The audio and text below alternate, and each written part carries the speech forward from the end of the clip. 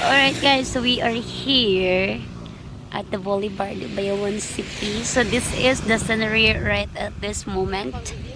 If you can see this one, the sunset is goes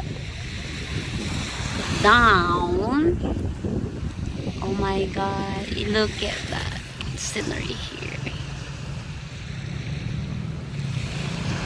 Video natin.